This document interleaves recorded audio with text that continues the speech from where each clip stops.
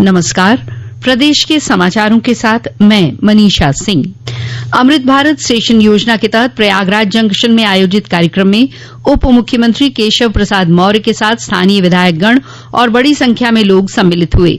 इस अवसर पर उप मुख्यमंत्री ने कहा कि भारतीय रेलवे भारत सरकार के न्यू इंडिया के सपने को साकार करने की दिशा में तेजी से आगे बढ़ रही है। विंध्याचल रेलवे स्टेशन पर आयोजित कार्यक्रम में केंद्रीय मंत्री अनुप्रिया पटेल मौजूद रहीं।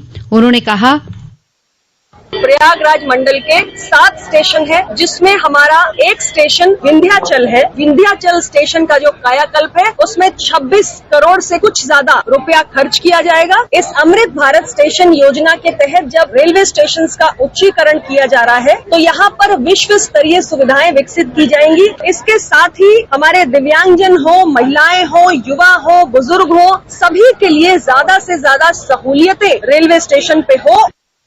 उधर केंद्रीय मंत्री डॉक्टर महेंद्र नाथ पांडेय चंदौली में, साध्वी निरंजन ज्योति फतेहपुर में, सांसद हरीश द्विवेदी बस्ती में, प्रदेश सरकार के आयुष राज्य मंत्री दयाशंकर मिश्र वाराणसी के बनारस स्टेशन पर आयोजित कार्यक्रम में सम्मिलित हुए।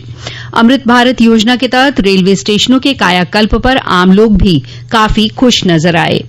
कासगंज की मीनू धनखड़ ने बताया, मेरा नाम मीनू धनगर है। मैं एक अंतर्राष्ट्रीय खिलाड़ी हूँ। जिस तरीके से आज हमारे 508 स्टेशनों के बीच में हमारे जो कासगंज स्टेशन का जो नाम आया है, बहुत ही ज्यादा गौरवान्वित हो रहे हैं। स्पोर्ट्स के लिए जब बाहर खेलने जाते हैं तो हमें अन्य स्टेशनों से ट्रेन पकड़नी पड़ती है। हमें ये सुविधा होगी कि हम यहीं से अपनी ट्रेन में जा सकते हैं।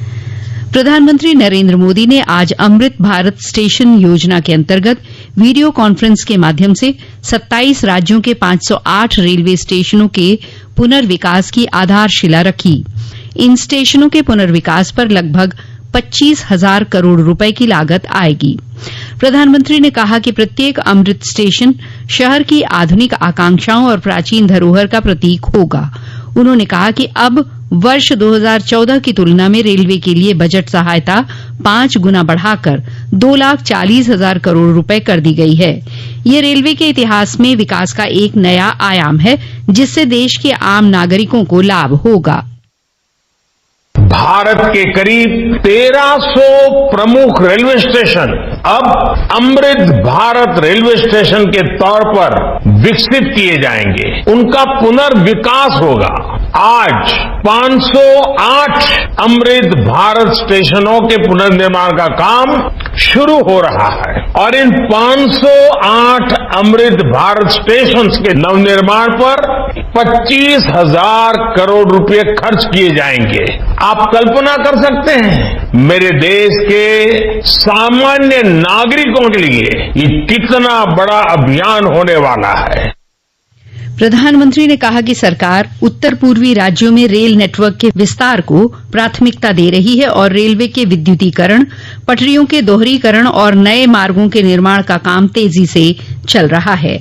इस अवसर पर रेल मंत्री अश्विनी वैष्णव ने कहा कि प्रधानमंत्री नरेंद्र मोदी ने पिछले 9 वर्ष में रेलवे को काफी प्राथमिकता दी है। उन्होंने कहा कि पुनर्विकास के तहत नए रेलवे स्टेशनों पर विश्व स्तरीय सुविधाएं उपलब्ध होंगी। श्री वैष्णव ने कहा कि पिछले 9 वर्षों में अभूतपूर्व विकास हुआ है, जो भारत के विकास के लिए प्रधानमंत्री के दृष्टिकोण के अनुरूप है। पिछले 9 वर्षों में भारतीय रेलवे में हुए अभूतपूर्व ट्रांसफॉर्मेशन प्रधानमंत्री जी की रेल विकास से राष्ट्र विकास की सोच का साक्षी है। प्रधानमंत्री जी का एक स्पष्ट फोकस रहा है सेफ्टी, उत्तम पैसेंजर एक्सपीरियंस और नई टेक्नोलॉजी का उपयोग। अमृत भारत स्टेशन की परिकल्पना 140 करोड़ देशवासियों की आकांक्षाओं को पूरा करने के संकल्प से बंधी है। सबका साथ, सबका विकास, सबका विश्वास और सबका प्रयास के मूल मंत्र पर आधारित ये नए स्टेशन सभी नागरिकों को डिग्निटी ऑफ ट्रैवल प्रदान करेंगे। प्रधानमंत्री नरेंद्र मोदी ने अमृत स्टेशन योजना के तहत आज जिन 508 रेलवे स्टेशनों के पुनर्विकास की आधारशिला रखी, उनमें उत्तर प्रदेश के 55 रेलवे स्टेशन शामिल हैं। इन स्टेशनों का कायाकल्प 4,500 करोड़ रुपए की लागत से किया जाएगा।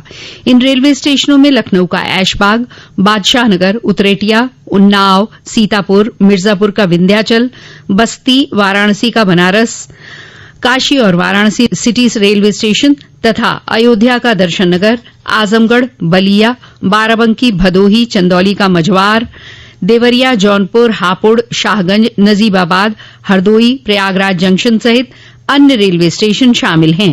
इन सभी रेलवे स्टेशनों पर आज भव्य कार्यक्रम आयोजित किए गए।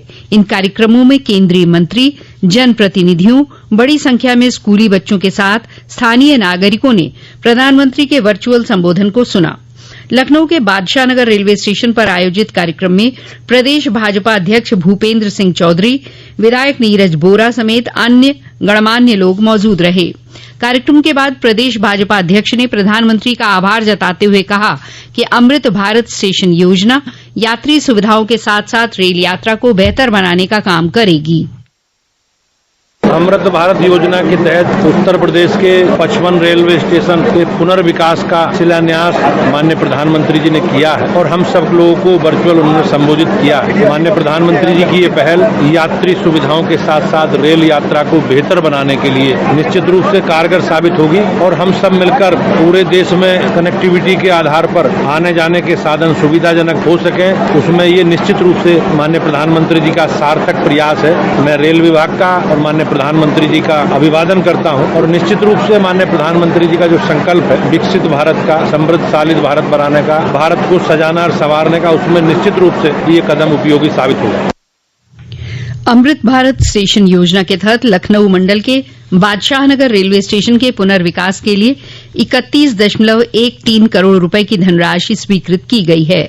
ऐशबाग रेलवे स्टेशन में हुए कार्यक्रम में विधान परिषद के सदस्य मुकेश शर्मा और हज कमेटी के अध्यक्ष मोहसिन रजा शामिल हुए। इस अवसर पर मोहसिन रजा ने कहा कि रेलवे स्टेशनों के पुनर्विकास से यात्रियों को अच्छी सुविधाएं मिलेंगी। मुख्यमंत्री योगी आदित्यनाथ आज अमृत भारत स्टेशन योजना के शुभारंभ कार्यक्रम से वर्चुअली जुड़े। मुख्यमंत्री ने ट्वीट करते हुए प्रधानमंत्री मोदी का आभार व्यक्त किया। उन्होंने कहा कि प्रधानमंत्री द्वारा अमृत भारत स्टेशन योजना के तहत आज 4,500 करोड़ की लागत से नए भारत के नए उत्तर प्रदेश के 55 रेलवे स्टेशनों के पुनर्विकास और आधुनिकीकरण की आधारशिला रखी गई है।